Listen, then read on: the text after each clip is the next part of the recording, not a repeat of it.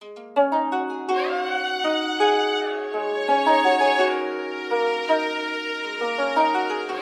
semua, perkenalkan nama saya Reva dan Halo, perkenalkan saya Sidul.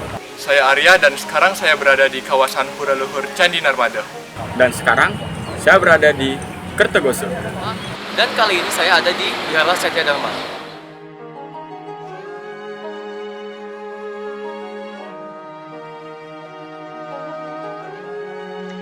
Wihara Satya Dharma dibangun selama 6 tahun, dimulai dari tahun 2006 hingga akhirnya diresmikan pada tahun 2012 sebagai tempat ibadah Tridharma yang terletak di wilayah Pelabuhan Benoa, Bali. Meskipun menggunakan istilah wihara, tempat ibadah ini sebenarnya merupakan tempat peribadatan bagi 3 agama atau Tridharma, yaitu Buddha, Taoisme, dan Konghucu.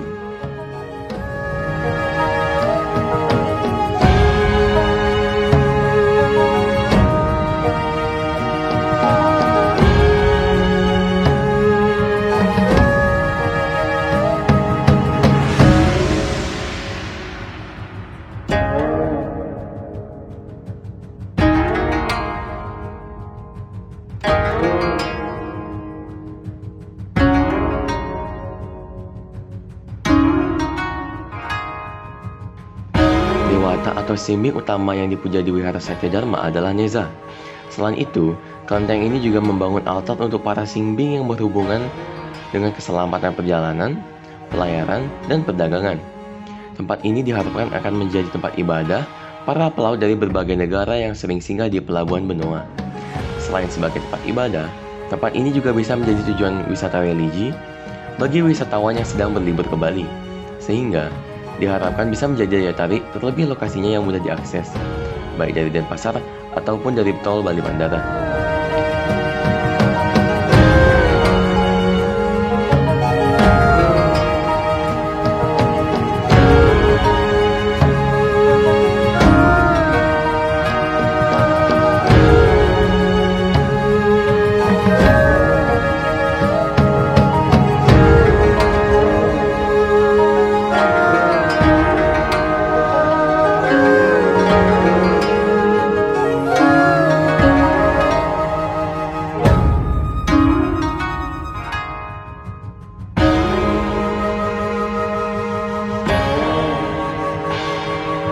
Suasana spiritual di kawasan wihara ini dapat dinikmati pada saat perayaan Tahun Baru Imlek, karena pada momen tersebut biasanya digelar pertunjukan barongsai dan naga langit.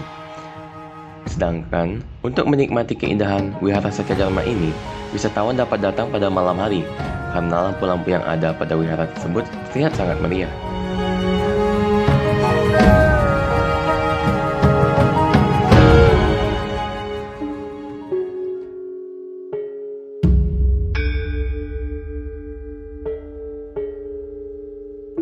Kertogoso.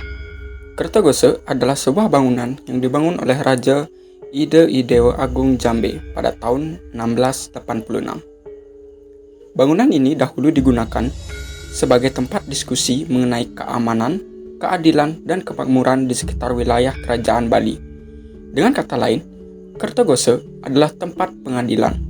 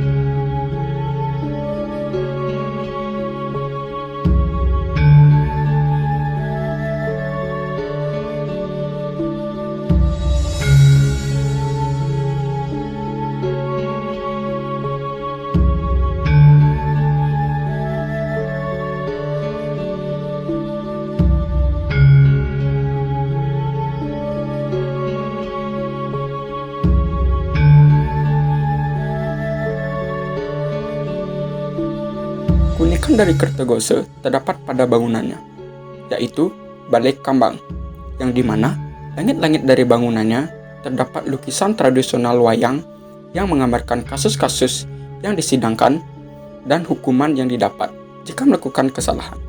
Selain itu, lukisan tersebut juga menceritakan hukum karma pala atau hukum baik buruknya manusia selama hidup dan penjelmaan kembali untuk menebus dosa yang diperbuatnya.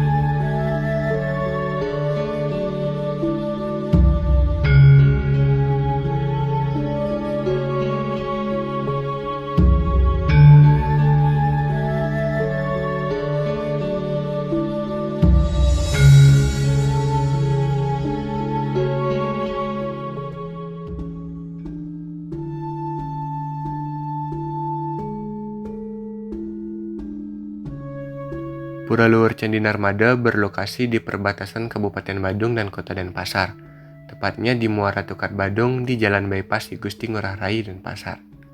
Sejarah dari pura ini bermula pada zaman pemerintahan Kerajaan Bandana Raja. Di pesisir bagian selatan Pulau Bali, hiduplah seorang mendega atau nelayan bernama Pan Santeng. Pan Santeng sehari-hari hidup dari aktivitasnya sebagai nelayan. Pada suatu hari, ketika sedang melaut, ternyata Pan Santeng sama sekali tidak mendapatkan hasil, dan kejadian tersebut berlangsung selama 3 hari berturut-turut.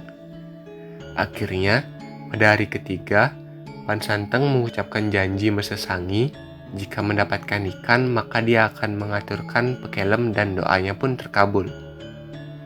Kini, Pura Candi Narmada adalah pura kayangan jagat yang selalu ramai dikunjungi oleh masyarakat ketika purnama maupun silam.